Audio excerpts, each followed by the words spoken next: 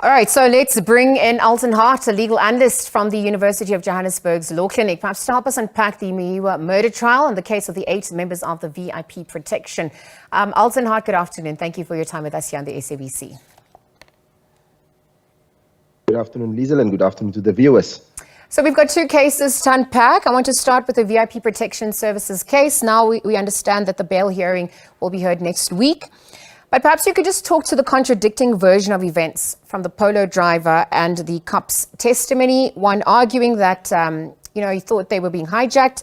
The other saying that the driver from the Polo was in fact interfering with their cop duties. Really help us understand that in relation to what's at stake here. Now, for me, it is simple that even if they say that the driver of the Polo was interfering with the performing of their duties, and their duties is primarily to keep the deputy president safe. Now, at that stage where the danger is averted, and it seems like the evidence is to IPID that the deputy president was on his way to Midrand, long gone, so the danger was averted. They were supposed to make sure that they keep the deputy president safe. What they did there was now going beyond the scope of their duties,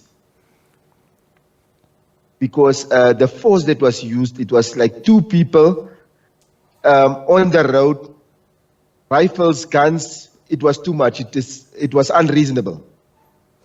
Alton, if you are hearing some feedback, perhaps just focus on answering the question. I'll guide you. But thank you for that context, because I just wanted to also look at the issue of the accused now arguing that the identification parade had not been conducted. And how does that influence or impact what occurred? But also with them wearing masks in court, how sure are we at this point that it is them, the 8 VIP that had been accused? VIP Protection Services that have been accused? I also looked at that fact, and for me, it's actually the magistrate needs to tell them, listen, you need to take off the hoodies and take off your mask so that I can acquaint myself and make sure the person that's being accused is the correct person that's before court. And yes, we know that because they work in a very sensitive environment, protecting the president, there might be threats to their lives. Hence, they're trying to conceal the identity. Then they were supposed to rather say, let the court be in camera. But they need to conceal so that the magistrate know that I'm dealing with the correct people that actually committed this illegal act on a freeway in broad daylight. Because some are also questioning under whose instructions they were operating at the time of the incident. And then in terms of the whereabouts of the deputy president, should he also be called into account for what transpired? If one looks at the deputy president, and if they say they were transporting him from Soweto to Midrand to his house or wherever they took him, he was supposed to at some stage ask the rest of his security detail, listen, our convoy consists of X amount of vehicles. Why am I only now observing X, maybe less, 2 vehicles less on the road? You were supposed to question him and say, why did you stop? Because you are exposing me to risk if you stop, because they're not supposed to stop with the deputy president. They need to go from venue A to venue B. And if they say they try to avert, they already brought the Polo to a standstill. They were supposed to just proceed, protect the deputy president, and not go on a rampage and take the law into their own hands. So he, as the deputy president, should have inquired. And then there's a guy called Bosiello. He, when reporting to IPID, he tried to cover up, as the IPID investigator and Glovu said. He's trying to cover up, and that shows it's a concealment of a crime. And the deputy president with his entourage, they need to come and give us some answers. And I think at some stage, Parliament or the president needs to step in here and say, he must give a report of what exactly transpired on that day, because they concealed it. Was it not for this video footage that got to the media, we would not have known that this illegal act by people that's supposed to protect and uphold the law in South Africa is doing what they are doing.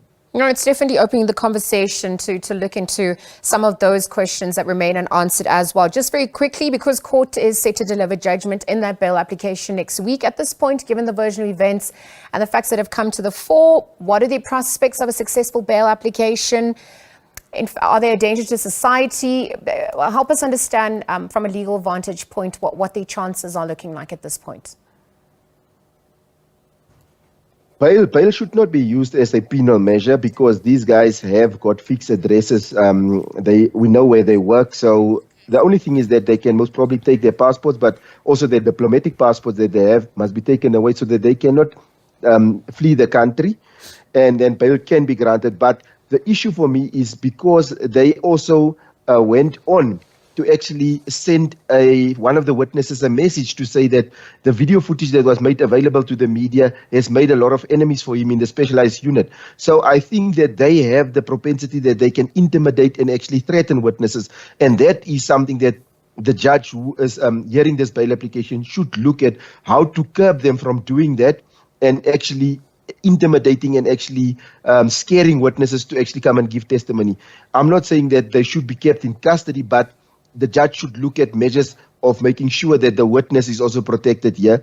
And if that boils down to that, the only way to do that is to keep them in custody, then it's unfortunately so. They need to be treated like any other citizen in this country. Alton, thank you for that analysis. I want to quickly look at the Senzo Meyiwa murder trial that's also currently underway. And, you know, we've seen issues of a contaminated crime scene now coming to the fore, according to a state witness. Also, version of events, according to Zandile Khumalo versus Ntabiseng Mukete.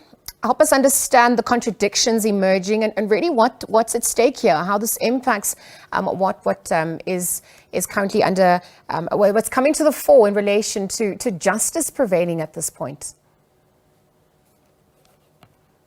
We're sitting now currently with witnesses that's now surely contradicting themselves, that saying that the crime scene, and this speaks to what the accused persons was saying from the get-go, that the crime scene was cleaned up. It was not left untempered when this incident occurred, and they are now surely but showing now the cracks in the evidence that they are giving. And the nice thing about it is also that now one can also pick up that some of the witnesses are even fabricating, they're adapting the evidence to slot in with previous witnesses. Because there is a guy that was just previously before the forensic analyst that's currently on the stand. He was on the stand and he said certain things happened and certain things, he found certain things in the house which was contrary to what Zandile Khumalo and Ntabiseng Mukete was testifying. So now they are contradicting each other, and now the judge has to make a